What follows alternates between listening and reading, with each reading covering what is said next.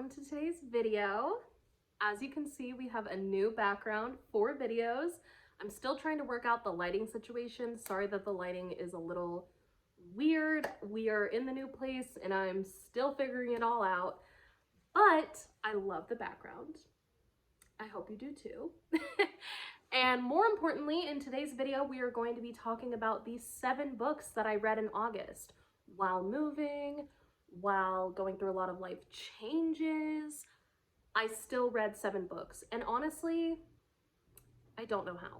I just wanted to remind everyone that any amount of reading that you do is a good amount of reading. That's something I've had to remind myself of this month because I did not hit my TBR. But the fact that I read 7 books is such an accomplishment, and I kind of have to remind myself that I don't ever want this to feel like I'm forcing it or feel like a chore. Like, I want reading to stay fun, and I have a habit of turning fun things into tasks, whereas this is not that, and I don't want it to become that. So anyways, intro over, let's talk about the books that I read. So the first 3 you know if you've watched my moving vlogs, but I know a lot of people skip those, that's okay. The first book that I read this month is Maggie Moves On by Lucy Score. It is a chunker, like her other books. It's not as long as her other books, and I left a Pokemon card in here. It's not as long as her other books, but it's still long.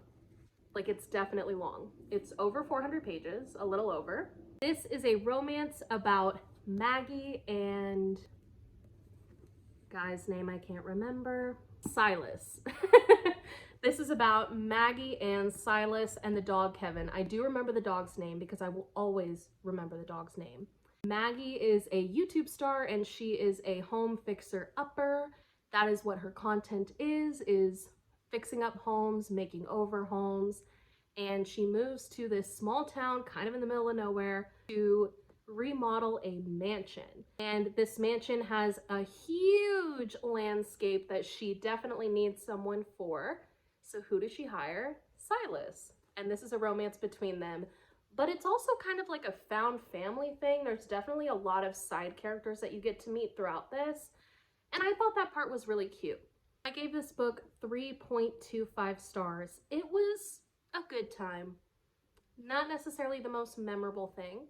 Not necessarily the best book. I don't think this is a great place to start off with Lucy Score. Unfortunately, this is my first Lucy Score book, so I kind of started with the wrong book, apparently.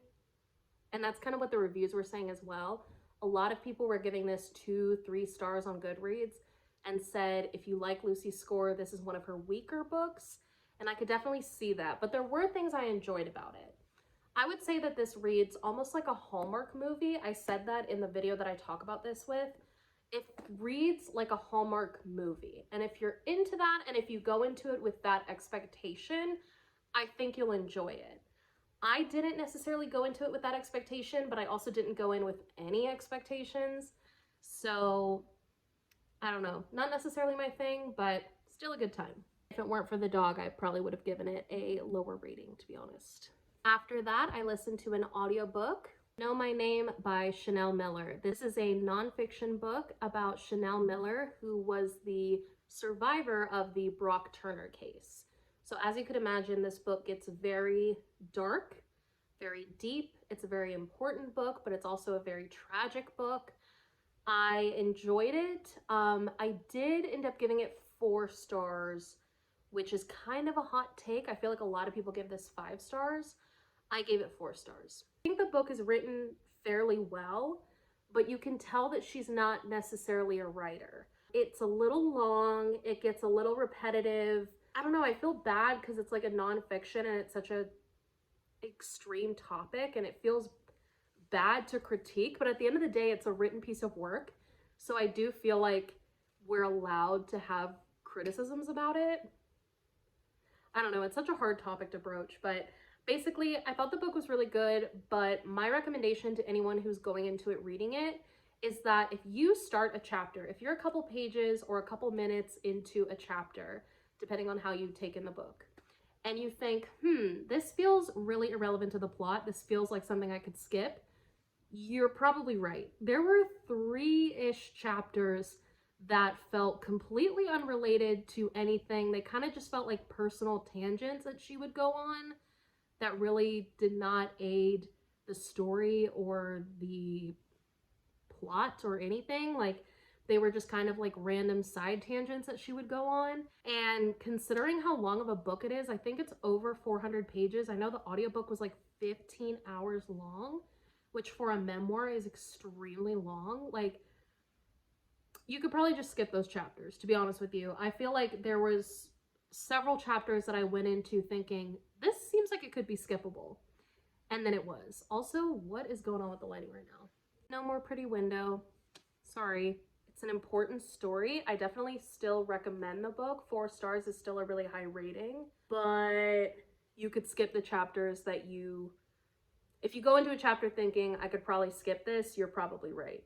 The last book that I read for that same video was Where the Blame Lies by Mia Sheridan. I also listened to this on audiobook and I ended up really enjoying it. I gave it 4 stars. I thought it was a good time. This is a crime novel. It is a criminal investigation type novel about a woman who went through a horrific incident. She was kidnapped, enslaved, essayed, all that kind of stuff. She believes that her kidnapper unalived themselves, but years later, many years later, similar crimes start happening again. So our original victim gets roped into an investigation with our lead detective, and things go on from there. This, I would say, is more of a crime-based novel with a hint of romance, which is weird coming from Mia Sheridan because she wrote Archer's Voice, and I just feel like that's not something you would necessarily expect from her. But I really enjoyed this as a crime novel. Like, as an investigative crime sort of novel, I enjoyed it. I will say the reason I gave it 4 stars is because the romance side plot was so...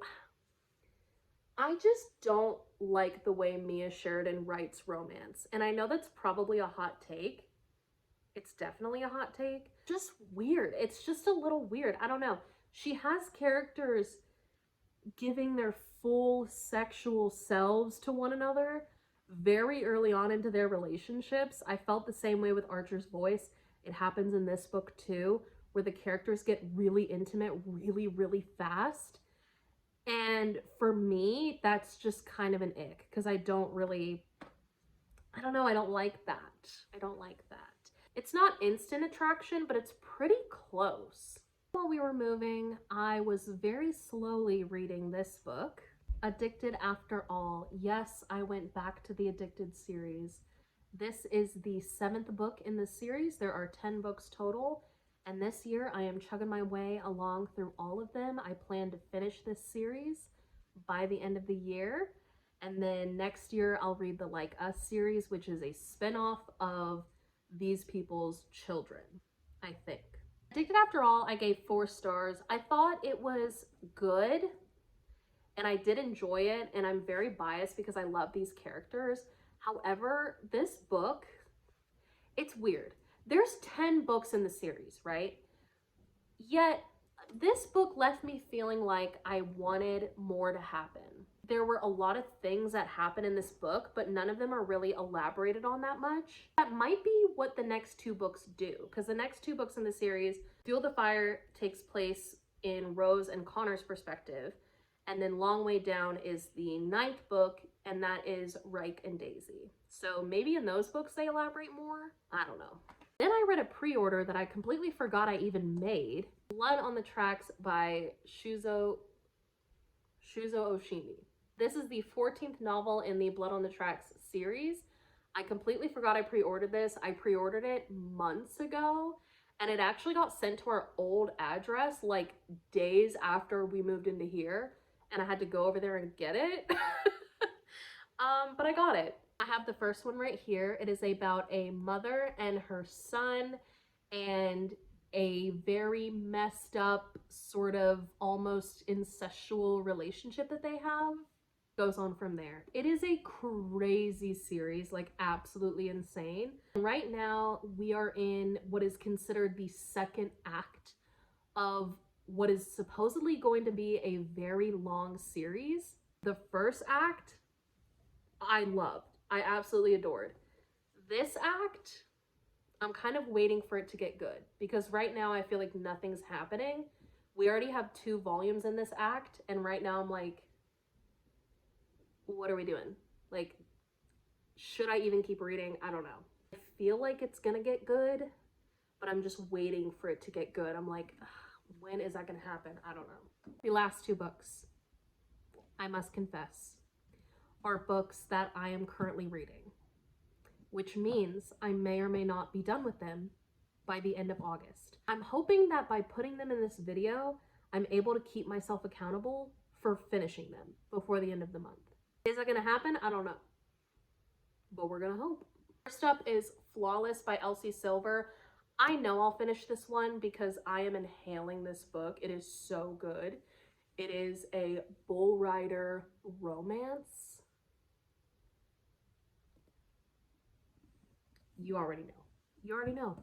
And the second one is one that has been on my TBR for a very long time, Before We Were Strangers by Renee Carlino. And this book, so far, I gotta be honest, it's all right. This one, fun, probably like a 4-star. This one, between 3 and 4 stars. I don't know yet because I haven't finished them. I have not given a single book 5 stars this month.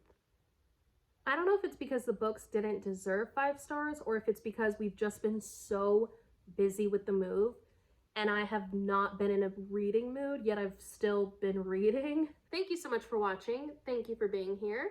If you like this video, you will probably like my other content, so you should stick around. This is a judgment-free zone, so I would love to have you. And until next time, bye.